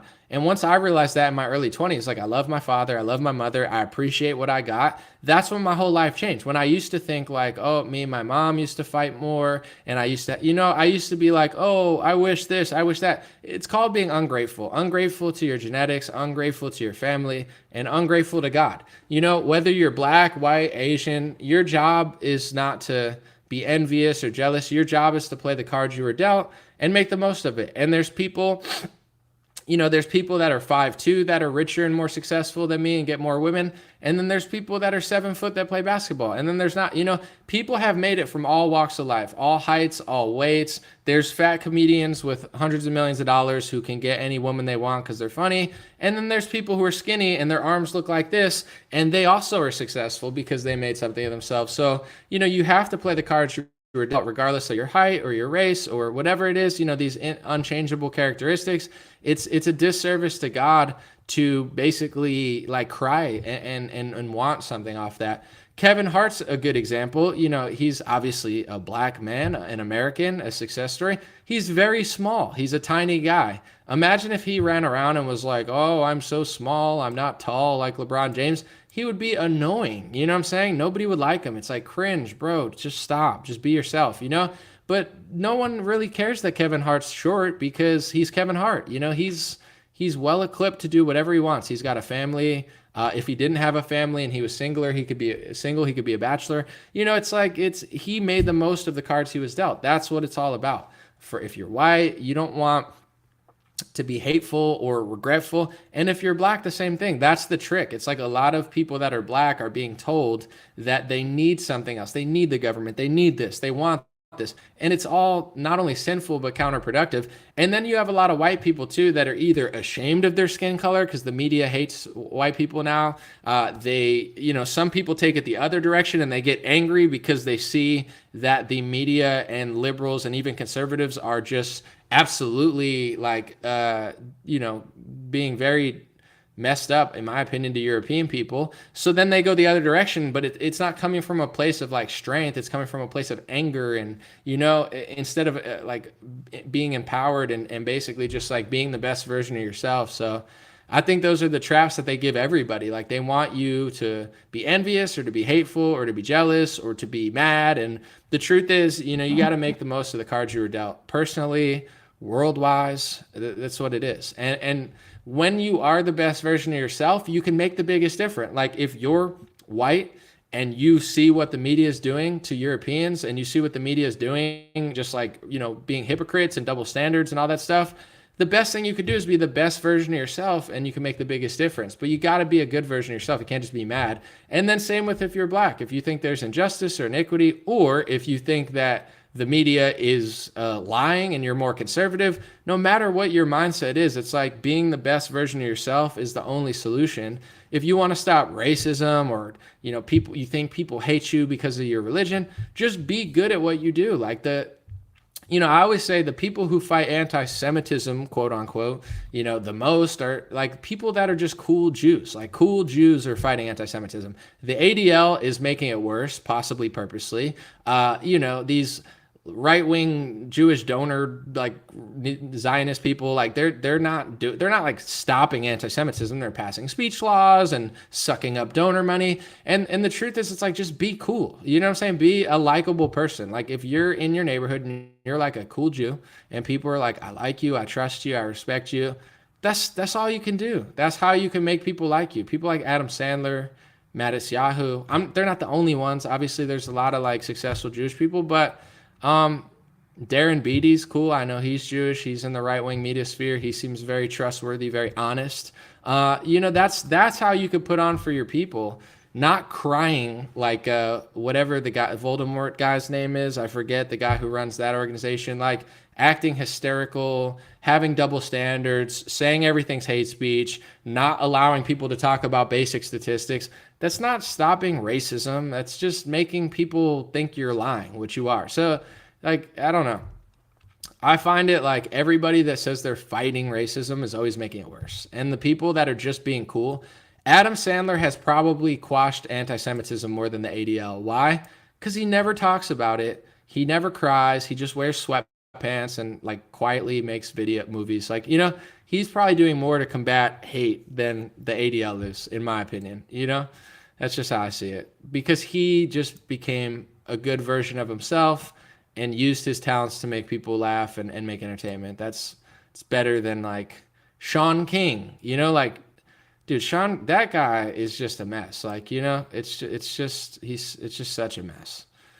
And people like that. Even like Al Sharpton. I get it now. When I was younger, people used to be like, Al Sharpton sucks. And I'm like, oh no, that's racist. But now I'm like, oh, I get it now. Al Sharpton does suck. Like he's the ultimate grifter, the ultimate opportunist, the ultimate, I wouldn't say problem solver, but problem manipulator. It's just like, I get it now. Someone said most human beings just want to get through the day with a smile on their face to do their best to fit in with their family. Yes, I agree. And a problem is too, culturally, it's like people have obviously bad families, bad role models, bad media, bad music. If people didn't have fathers in the household as much, but the music was good and the community was good and the school was good, there wouldn't be so much bad stuff. But in a lot of bad neighborhoods, people have bad families, but then they also have bad music. This sounds like, oh, you just hate rap. Obviously, I don't. I rap. I like a lot of stuff. But the truth is, if you really have ever gone to these neighborhoods and talked to people, like I know I've been to areas in New York. I used to stay there. I've talked to the kids. I bought them stuff. You know what I'm saying? I just did it because I was like, all right, let me see if I could help, or let me just really like actually talk to people and see what's going on. The kids without fathers that are good kids that are gonna, they're listening to the music. It's just true. And they're listening to Lil Wayne. They're listening to, certain people. And it's like, the music is toxic. The family culture is toxic. The anti-religion culture is toxic. The television shows are toxic. The movie's toxic. It's like if you don't have the family unit to protect you, everybody's lying to you. The schools are lying, the university's lying, the media's lying, the musicians are lying, the rappers are lying, and the big pharma's lying, and it's like you're screwed. You're screwed if your family's not tight knit or you're not lucky. You're absolutely screwed in this world because like every source of entertainment is absolutely compromised and evil. So if we could fix these things, yeah, everybody's family's not going to stay together, but that's what's happening in a lot of these areas. Like, you'd be lying to yourself in Chicago if you thought that drill music and gang music wasn't contributing to the gang violence.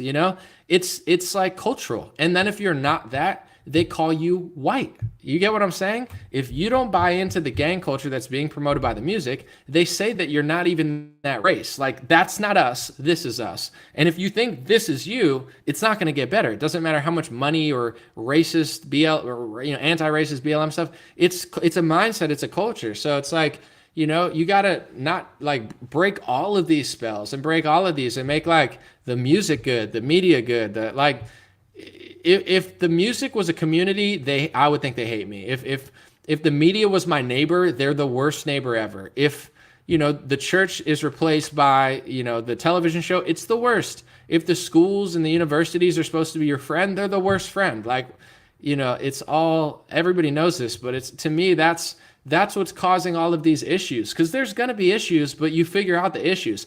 How can we solve the issues when like everything is like bamboozling us? It's exhausting. Trisha said with a super chat, my daughter's been seeing all the hype about the Willow Project. What are your thoughts? I've watched you since 2019. The Willow Project. Is that Willow Smith or something? I'll look it up for you since you super chatted. I cannot be bribed by Big Pharma, but apparently I can be bribed by a super chat. Willow Project. What is the Willow Project? The controversial U.S. oil plan explained. U.S. President Joe Biden is facing a dilemma in a fight over large-scale oil product. I got you. They're trying to drill oil. I'd have to look into it. I'm not going to be able to like answer this in a couple minutes. So yeah, I don't know. I guess that's the new activist fight. Apparently the oil companies own a lot of the green companies, so the transition is all fake, and all the green stuff they're doing, it seems like they're covering up how much environmental and like animal damage they're doing. So it's going to be an interesting like 10 years for sure. Let me see. Yeah, I'll have to like look more into it. And then I'll stay for 5 more minutes and I'm going to take off. Someone said one nation under God. True. Someone said the CCP owns the media. QAnon said that. I mean, the CCP doesn't own the media. If you figure out who owns the media, you get put in a 2-week timeout and the whole world comes crashing down on you, okay? If the CCP owned the media and you said the CCP owned the media,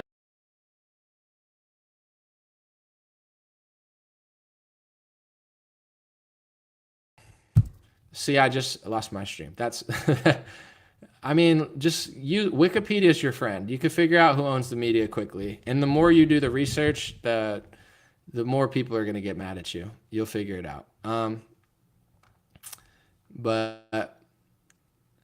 And if you say that, it doesn't mean all people are doing it. It's just like a statistical thing. I said this in a stream before, but in my opinion, this is one of the better ways to explain how demographics actually matter. Because if you say demographics matter in a community, people will be like, oh my God, you're racist. It doesn't matter. It definitely does matter. And I'm not saying you have to hate one group or the other, but it does matter. And I could explain it using religion. If you had 100% Christians in an area and they outlawed abortion, and then you brought in 80% of a race that doesn't believe in Christianity, and then they overturn, it's like that changed, your politics is the net sum of the people there. Or you brought in Muslims to a liberal area and it's like, oh, we don't care about demographics. It doesn't matter. It's all the same. Let's bring in, 80% people from Afghanistan. And, it's like they're super Sharia law. And then all of a sudden, like all of the liberal degeneracy starts getting blown out of the window. And it's like, how did this happen? It's like, because the demographics changed. And it's the same thing with certain things like crime rate and certain prices and, food. And these things will fluctuate and change. But the trap is the left says demographics do matter and we hate white people or something and we need to like mix it up and then the right says we don't care about race, it doesn't matter. And it's like, yes, on a personal level, it absolutely doesn't matter. You should judge person by who they are. But if this is a game of Risk or a game of chess on a nation level, it actually does matter. And nobody and the right doesn't want to admit that, but it's not a hateful thing. It's just like if you took New York City and sucked out everybody who's there and it took out every person that was like white or black that has been there for 100 years and is culturally like whatever, and then you replace them with like North Korean people, it would start to look like North Korea. Like the infrastructure might not change completely, but the language would change, the norms would change.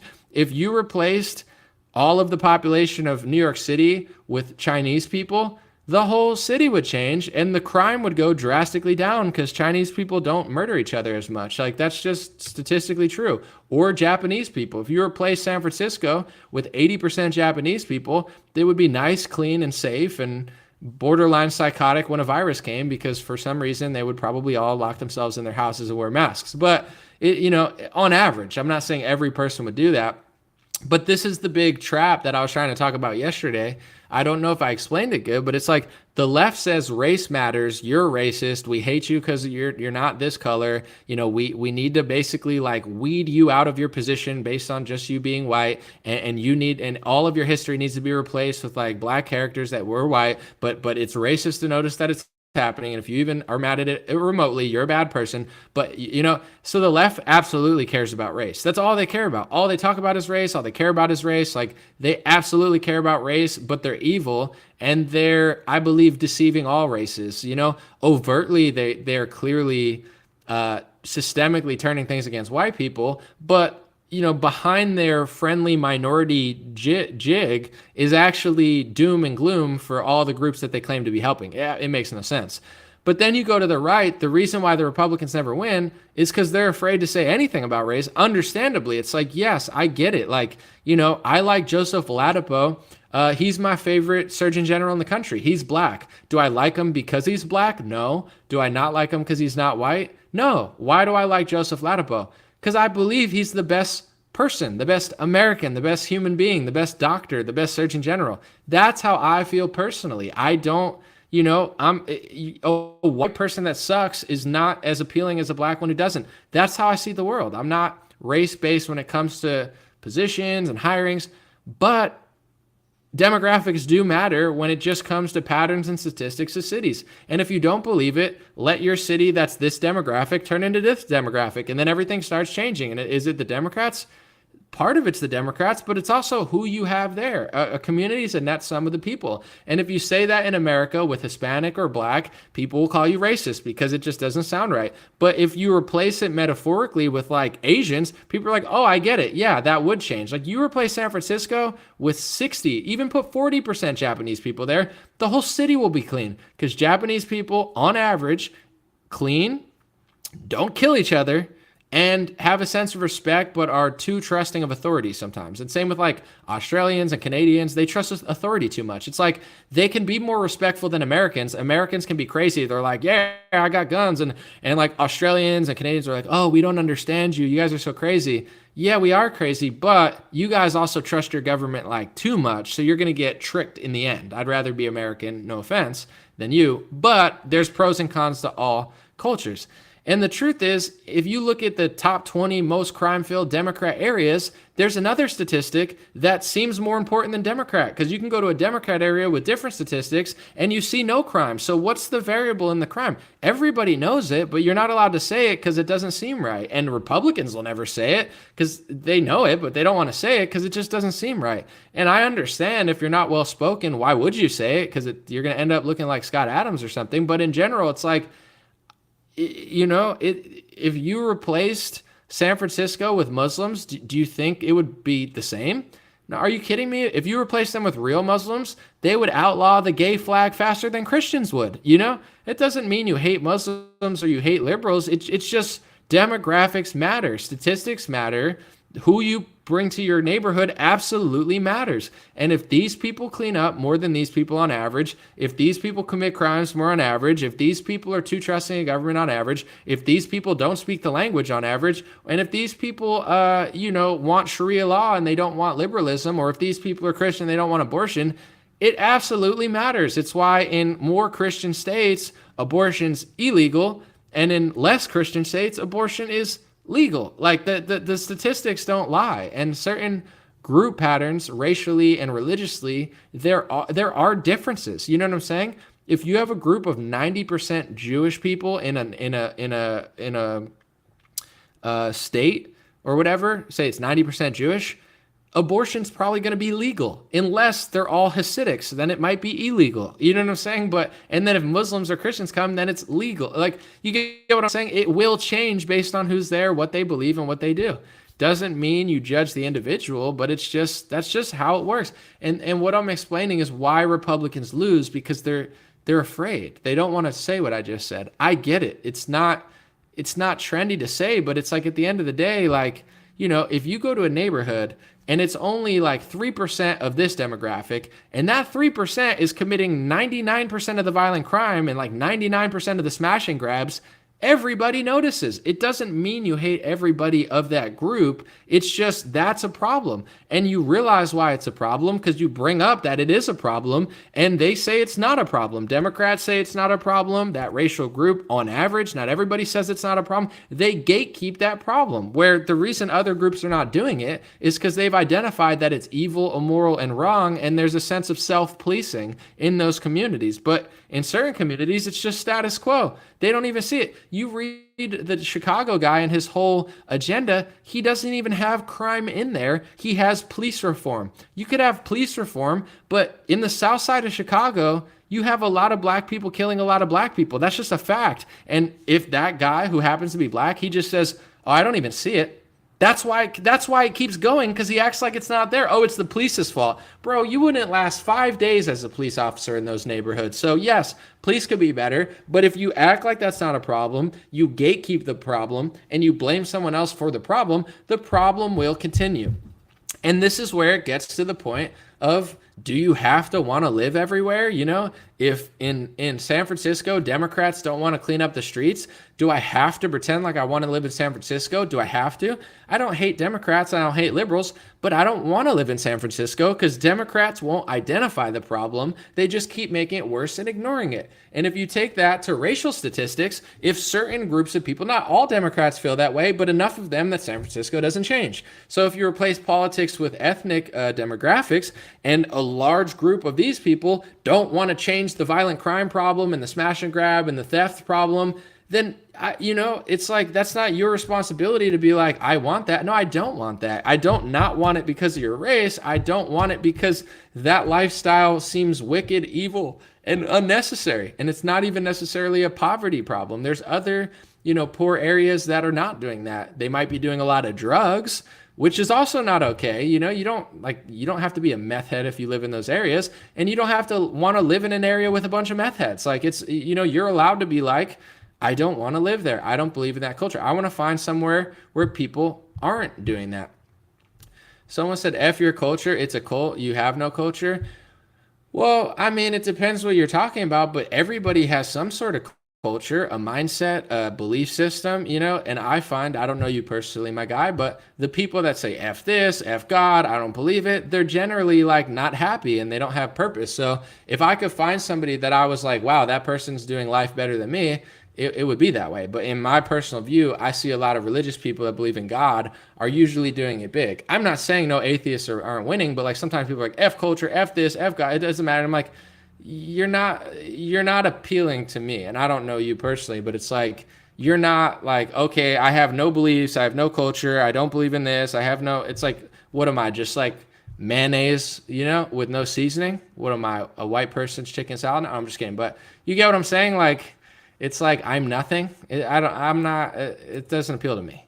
Like, everyone has some sort of, community. You could replace the word culture with community. You could replace the word culture with mindset, a group of people who agree on certain things.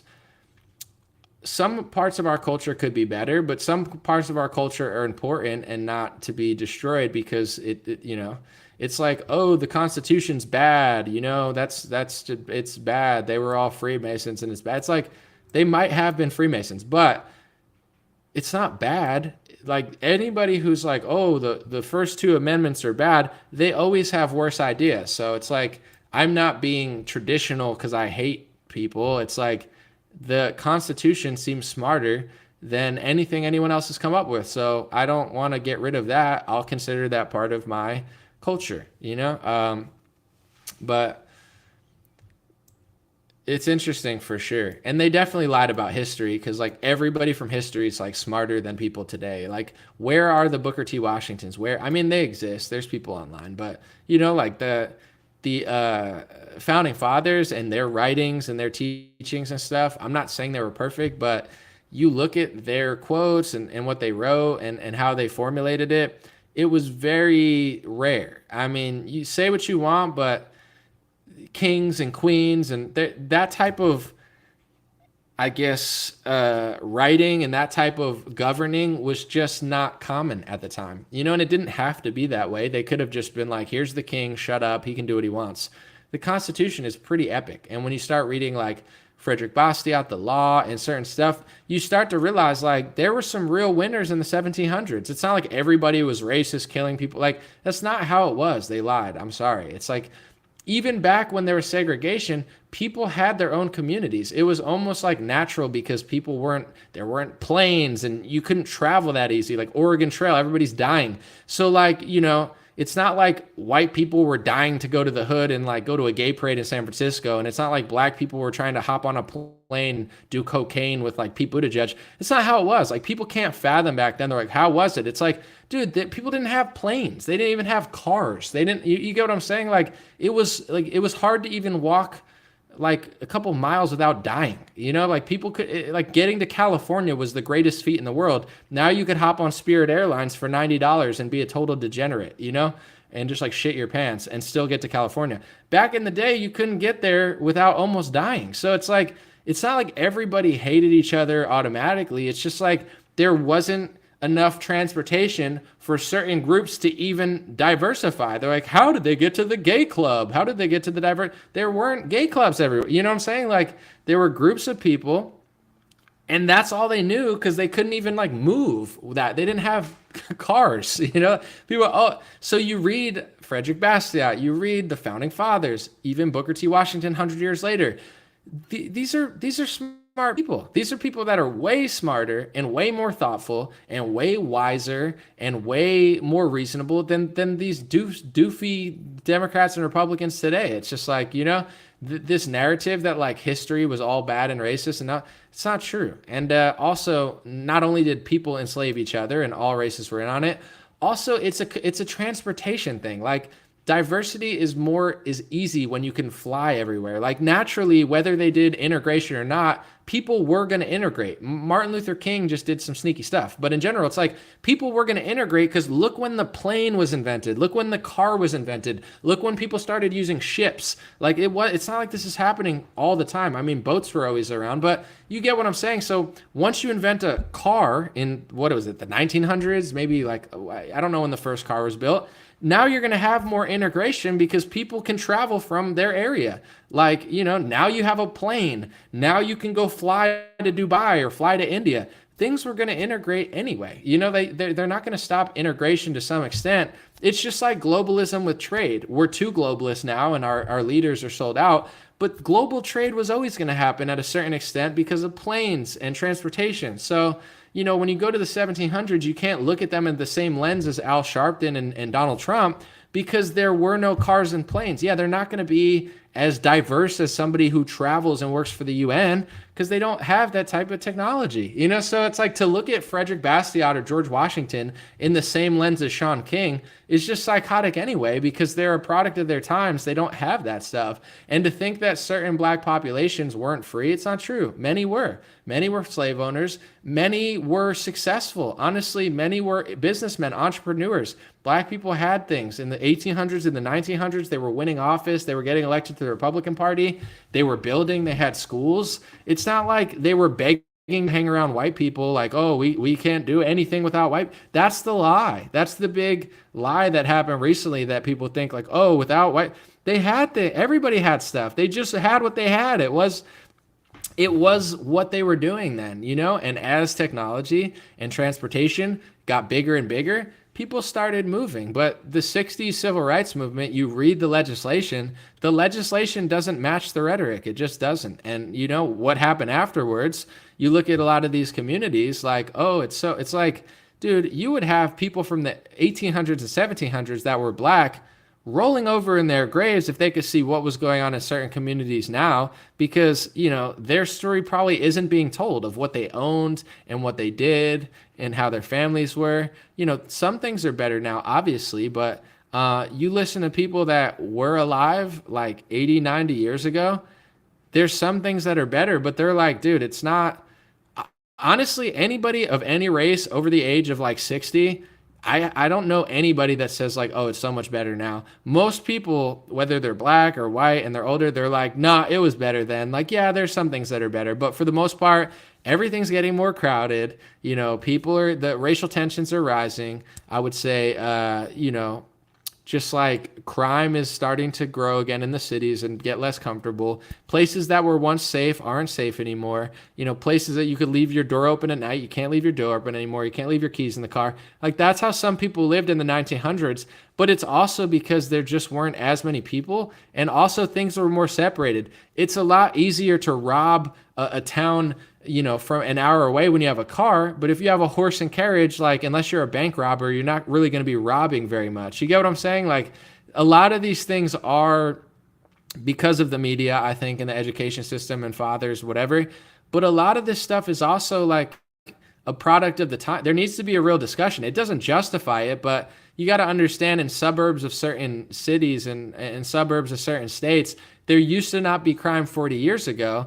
Now there is. It's not just quote unquote diversity and people letting in illegals and stuff. It's also the fact that people can travel. If you live in a neighborhood that's high crime in the 30s or 40s or 50s, it's not easy to travel to the suburbs. It's very difficult. It's not as connected. Now you got thousands of roads, thousands of, you know, so now people are driving to other communities, and also they're working for companies and they're starting to see more, versus just like people used to stay in their own neighborhoods, way more common. Now everybody's traveling. It doesn't justify the crime, but I'm just saying, like, more crowded, things are getting more diverse. People are less moral. The media's lying. You know, families are less together. People are less religious. All of these play a role. But one thing that plays a role that no one talks about is just technology and just like, you got a smartphone, you could track this. You know, like, people are starting to branch out with their crime and go to places that wouldn't. So sadly, like, no, even in the nicest area,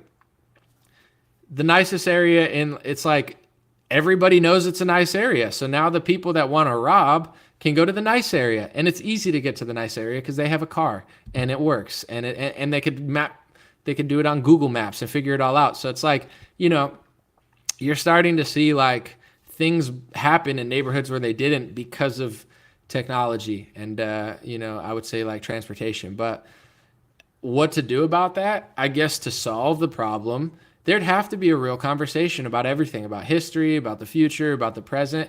How can we do this, though? The Democrats are just psychotic. Republicans are just milquetoast, or whatever you want to call them. They don't even want to talk about it. You know, it's like, so what do you do? You know, that's why I've disconnected. People think I'm like, oh, I'm such a contrarian, or oh, it's like, no, it's just this clown show. It's this absolute clown show that just goes in circles. The race activists just go in circles and get Nike deals. The Republicans just fake fight for clicks and donor money. The Democrats just lie through their teeth. And I see the cycle, and I'm like, it's not like I'm doing this just to be a contrarian. I genuinely just can't even play that game anymore. If I ever played it, I don't know. If I did, I apologize. But it's like, I'm not getting back on that carousel. I see it.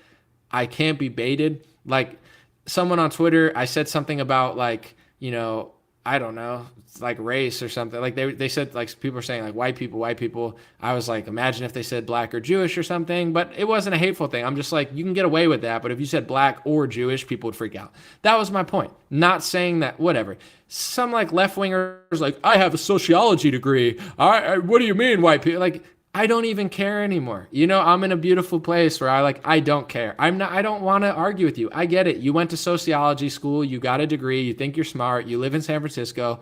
I don't care. I'm over it. You know, like, I'm not even mad at you. I say something edgy, 90% of people like it. Some people are like, what did that mean? I don't care, right? I get it. I get that you have a sociology degree. I get that you went to a Democrat school. I get that you got your PhD in gender studies. I get that you like Trump and you don't want to hear about his lobbying money. I get that you get donor. Like, I get it. You know, I'm over it. I'm over even fighting with people. I don't even care if they disagree, because it's like I'm not being drawn to the level anymore. I don't hate people. I'm a very energetic person. I'm a very like in-person person. I like to dance. I like to hang out. I like to do music. I like to connect with people from all over the world. I'm not a person that on my personal life, I don't really care. I think it's cool when you meet somebody like, and you're like, okay, that's the guy. Like it's not about where he's from. It's just like, I like that guy. I like that person. That's how I really am. So I'm not getting drawn into these things. I'll talk about race. I'll talk about demographics. But I'm not going to be drawn into this fake world of like, oh, this is what you mean. No, I don't. And you're not going to frame me that way. And I'm not going to take the bait. And I'm not even going to argue with you, because most people that act like they're so not that, it's like, who are you impressing? Are you, like, what are you like? Oh yeah, you have a sociology degree. Yeah, like I don't even care. Like this person's a joke to me. You know what I'm saying? I have my own world. I have my own friends. I don't need to prove anything to this guy. I don't even want to argue with it. So it's a good place to be, where I'm just like, I see the mistakes I made on Twitter, arguing with people, going back and forth, getting too hurt by things. And I'm like, I'm trying to be more focused, like cut that out of my life and basically just like have fun with it, right? I have an audience. I have people who listen. I have people who get it. And I don't need to pander or even communicate with those who don't. Because for every sociology degree stupid liberal on Twitter that's crying in the comment section, there's 10,000 people on my Instagram page of all different races, all different ethnicities, all different cultures that get it. And that group is growing a lot faster than the people who don't get it. So it's like, why even stoop to their level? I'm only having fun with it. Lori Lightfoot, Lucy Lightfoot, Lucy. I love Lucy. I love Lori. No, I'm just kidding. Oh, she should do a spinoff. That's what she should do. I Love Lori, a spinoff of I Love Lucy, except you replace Lucy, who was white, with Lori Lightfoot. And you replace Ricky Ricardo with Bad Bunny. No, I don't know. Ricky Ricardo can be replaced with like Michael B. Jordan. I feel like he's the guy they just give everything to now, It's like The Rock. When it comes to like action movies, like you just give The Rock everything, because there's like nothing interesting going on. So it's like The Rock can be a CIA guy. The Rock could be in Fast and Furious 55. The Rock can be the dad in this movie. The Rock and Kevin Hart. It's like they just give The Rock everything.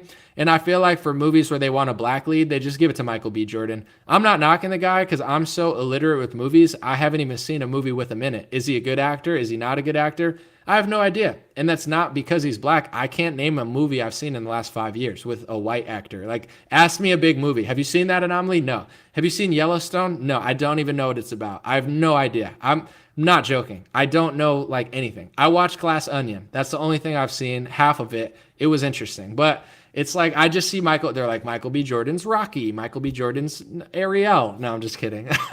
But I'm like, all right, he's crushing it on that front. The Rock is crushing it. He gets a lot of roles.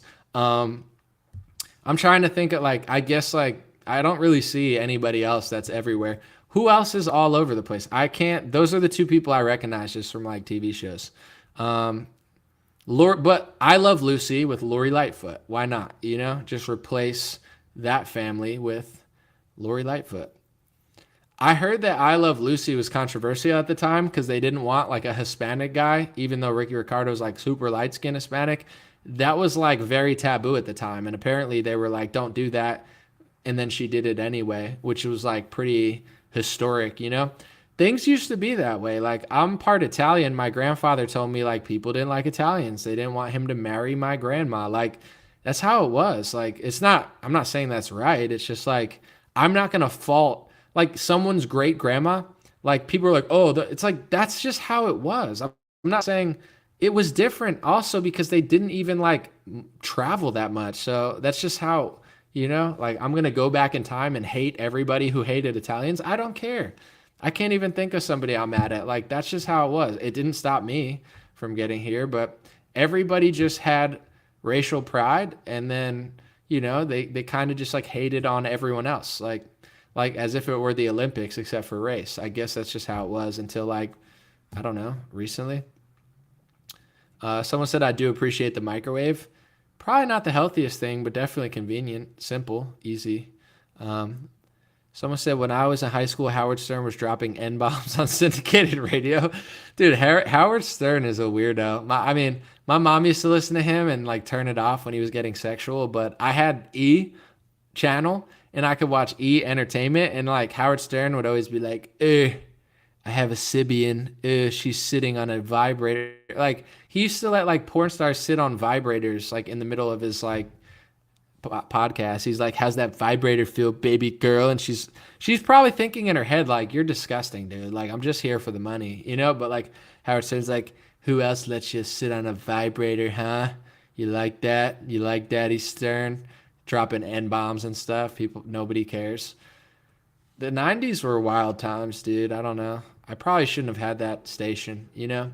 It's probably damaging to some sort, but whatever. Anyway, you know, that was the 90s. It's not my fault. Howard Stern's show is like the craziest show, but there were other crazy shows. Remember when you had to get up to change the channel? Yes, but I feel like I had a clicker. I don't know. Maybe I'm not old enough for that. I had a clicker. I had a Sega Genesis. I had Sonic, Power Rangers, good times. Now Stern interviews Hillary Clinton. Howard Stern is the ultimate like clown now. He used to be the edgiest edgelord, and now he's like, I wear my mask. I wear my mask. I get my vaccine. Anybody who doesn't get the vaccine needs to get out. It's like, dude, you're Howard Stern, bro. Like, what a fall from grace that guy had. The serious thing never really worked out for him. He got a lot of money. He's like, oh, satellite radio is going to be so big, and it just never was. He's been gone for a long time, but yeah, I don't know. It's like, how could you? It's so pathetic. You go from the edgiest edgelord to like a vaccine crybaby. What a loser that guy is. It's so unfortunate, but whatever. Someone said, so they had hookers in Davos. BS. That. Here's the thing. Rich people definitely like, you know, rich, ugly people pay for sex because they're rich and ugly. I don't know how legal it is, but like if you're rich and ugly, it's like, oh, this girl will hang out with me for $4,000. And some do it even when they're good looking because it's just easier. You know, they're like, I got so much money, I don't care. And honestly, there's a lot of undercover prosties out here, just girls that want the money. So I'm sure at Davos, there's a lot of prostitutes because there's just a lot of rich people, you know? That's what rich people do. They just pay people to be friends with them. They pay people to go to dinner with them, you know? They pay people probably to bang them. I don't know. But I'm not saying it's right. It's just like, yeah, Davos is probably like a hotbed for prostitutes. And so is any like, any sports game, any like award show. I'm sure. Dubai, any girl that's flying to Dubai by herself is probably, you know, like, look, I'm in Dubai. I don't have a job, but I live in a $3,000 apartment. It's like, okay, maybe you're an entrepreneur, maybe you're a CEO, or maybe you're, reaping the benefits of being hot. And there's thousands of hot people all over the world that will fly you out. I don't know. It's not my position, but I just assume anybody that goes to Dubai with like no job and, you know, with no one for no reason, they're probably getting paid to be there, but who knows? Dubai me this. Someone said, hey, I'm in Dubai for 5 weeks. I have no job, but I live in San Francisco and I have a $5,000 apartment. Look at me. I'm on a camel with some rich guy in a hijab. Like, it's like, wonder what's going on there. Probably just some networking, right? Whatever. Hey, I'm not a hater. You know, do what you got to do. It's not my business, my profession. I'm just a noticer. I'm a professional noticer. I just get in trouble for noticing things. I'm like, oh, there's a pattern. Okay, I offended that group. Oh, there's a pattern. I offended that group. I can do math of who owns the media. I notice chicks flying to Dubai. I'm a professional noticer, and I just get in so much trouble. I'm like, I don't actually hate it. I got like Zionist idiots like being like, oh, you hate Israel. You want to blow up the... It's like, find a clip of me even hating on Israel. I don't even hate on Israel. I could if I wanted to. I could be like, I hate China. But I actually don't do that. I never said I hate Chinese people or I hate Russians. I don't hate anybody. I always tell people I don't hate Ukrainians, and I'm not doing it to pander. I genuinely don't hate people because of their race or their position. Obviously, there's cool people in Israel. Obviously, there's cool people in Palestine. I'm not one of these people that's like, I'm Israeli and I hate Palestinians. I'm Palestinian and I hate Israeli. I'm sure you do. But I just don't. You can't make me hate people. So I just said that donors are paying off both parties to pass speech laws, which is true. I know it's true on multiple levels, okay? I'm not hating. And as far as like governments, it's like, yeah, I have an opinion on what think people are doing with war and vaccines and stuff, but it's like people want to act like I want to like hate everybody. I'm like, it doesn't exist. Like, Anomaly is so crazy against Israel. I'm actually not. I'm just one of the only people not like bought off. That's the big like mystery. Like, I'm not bought off. I never took a trip. They never lobbied me. I'm not Jewish, so I don't have a, racial like attachment to there or whatever. And some people do, and that's fine. It's just I don't. It's like, so I'm able to narrate what I think about it from an outside perspective as an American who's not paid by donors. Like that's the big mystery. I don't hate anybody. It's just like it's funny though. They're like, you said this. I'm like, find the clip where I said that. I've never said that. It doesn't exist. Someone said, Anomaly don't hate anyone. I'll do all the hating for you.